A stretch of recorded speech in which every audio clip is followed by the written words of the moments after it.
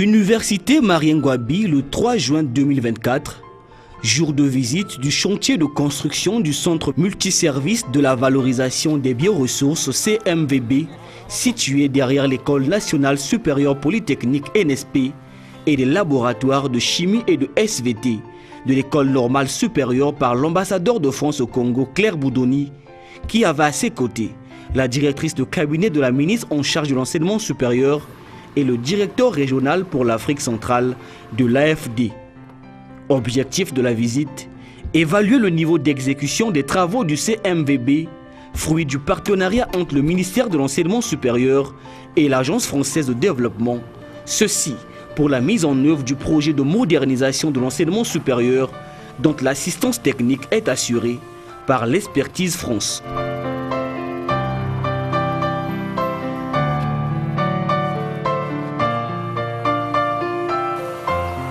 Voilà à quoi va ressembler dans un futur proche le Centre multiservice de valorisation des bioressources CMVB. Les travaux de ce centre qui sera en réalité une structure qui va permettre aux étudiants, doctorants et autres de faire des recherches, de la production et de la transformation des produits agroalimentaires avance normalement comme l'affirme la délégation des partenaires de ce projet, conduite par l'ambassadrice de France au Congo, venu évaluer le niveau d'exécution des 10 travaux. Ce bâtiment est un bâtiment assez exemplaire pour la région.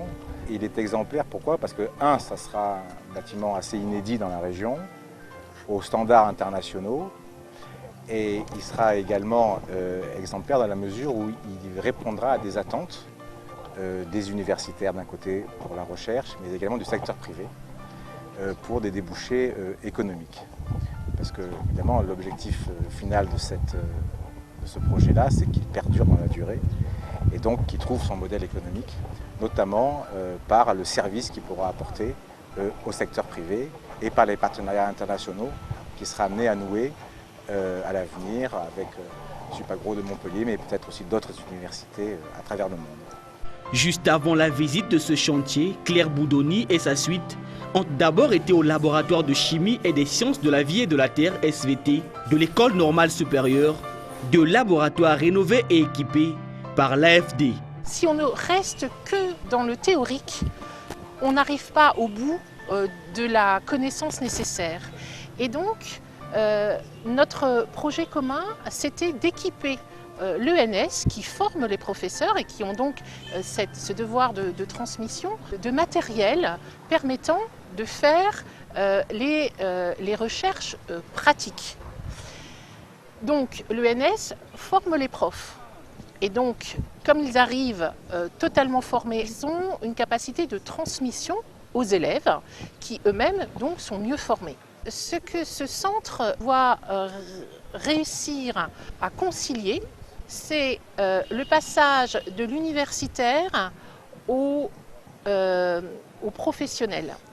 Et ça a été fait y compris dans la gouvernance, c'est-à-dire que ce centre n'a pas été fait par l'université seule, n'a pas été fait par le ministère de l'enseignement supérieur seul. Il y a eu une association des professeurs, mais aussi une vision professionnelle du monde de l'entreprise. Nous, ce que nous attendons collectivement de ce centre, c'est que nous puissions accueillir ici au Congo des chercheurs de la région, des chercheurs peut-être d'origine encore plus lointaine que la région, qui viennent profiter des installations ici et de travailler ensemble. C'est ça la recherche. La recherche, ce n'est pas un chercheur tout seul, c'est la conjonction d'un certain nombre de connaissances et de recherches en commun. Signalant que la réhabilitation des laboratoires de l'ENS et la construction du centre multiservice de valorisation des bioressources s'inscrivent dans le cadre du contrat de désendettement et de développement signé entre le Congo et l'AFD pour la mise en œuvre du projet de modernisation de l'enseignement supérieur dont l'assistance technique est assurée par l'Expertise France.